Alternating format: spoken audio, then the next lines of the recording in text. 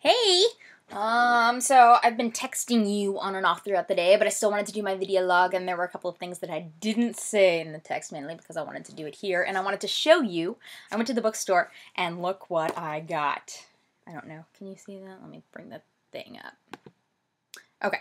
It's called the Tolkien Reader, and his face is a little bit distorted, which is kind of weird to me, but in the back you see like some person riding a horse and a boat, and it's really awesome. But what it has in it is this history of this, I don't know, farmer thing.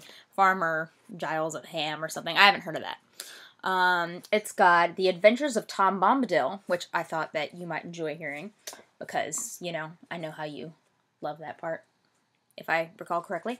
But why I really bought it was because it has his essay on fairy stories, which I can no longer access because I guess now that I'm a graduate, I can't get the course libraries from my old classes. So I decided it'd be nice to have the essay in tangible form.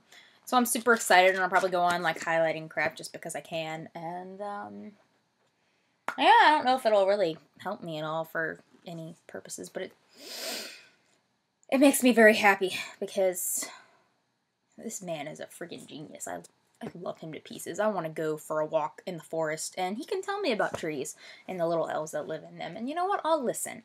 I'll listen to him talk about trees because he seems like such a fun guy. But anyway, so I got this, and I'm super excited.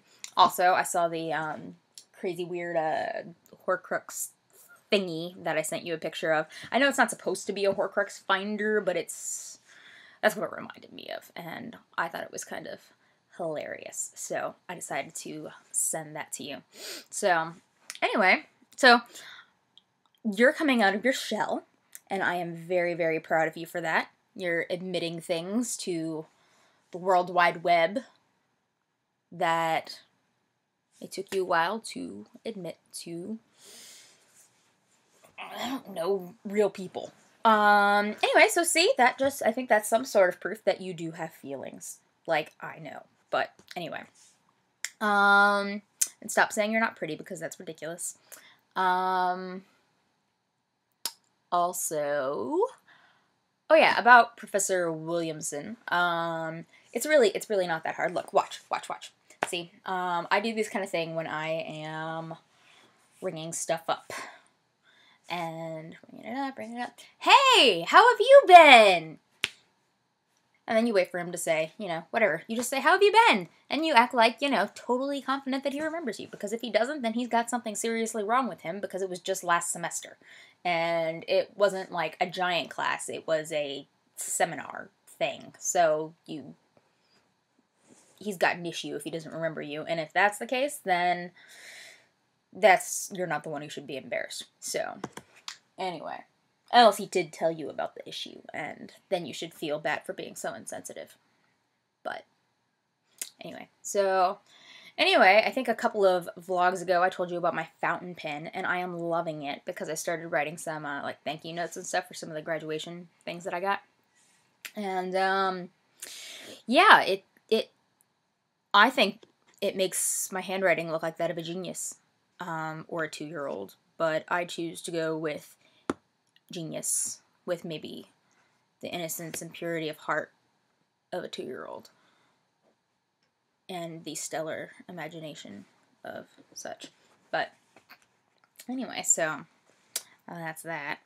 And let me see if there's anything else that I did recently that I feel comfortable talking about on the internet. I haven't done any superhero antics as of yet, though I did go to the comic book store and buy some comic books because that makes me really super happy, and I finished all the ones that I've bought so far. So I really want to catch up, and I need to write some of the little reviews things for my friend's website, but I haven't gotten to that yet. Like, I haven't gotten to a lot of things. I don't know what I've been doing with myself, really. I do have a sort of potential lead. I've got some contacts kind of now. I don't know if I told you about it. Yeah, I did. I think I told you about it on Skype. But yeah, so I haven't heard anything yet, but then it's only been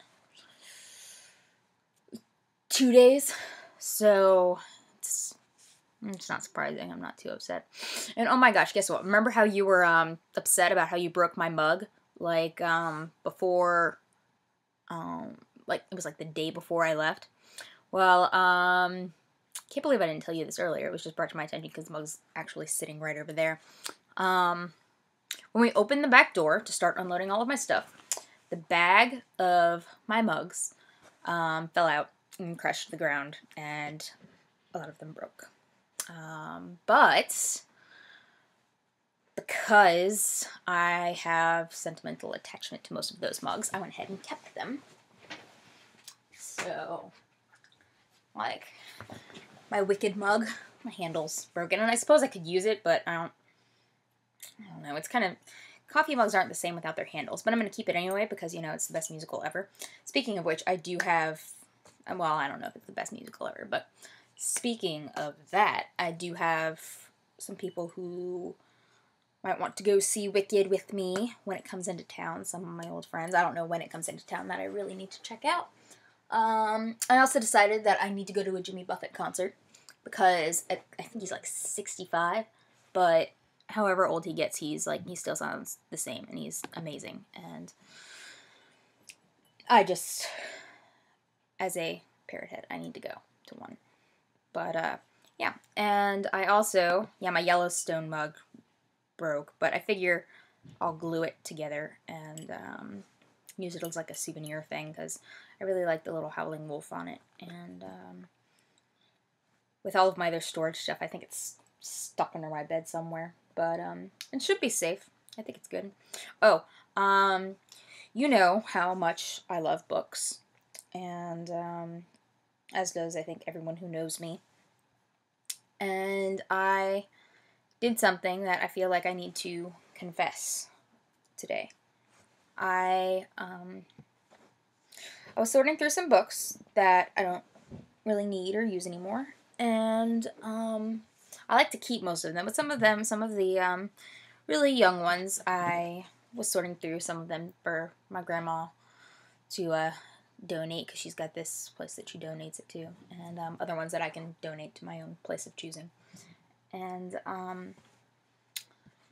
there were 2 books that I didn't really want back in circulation.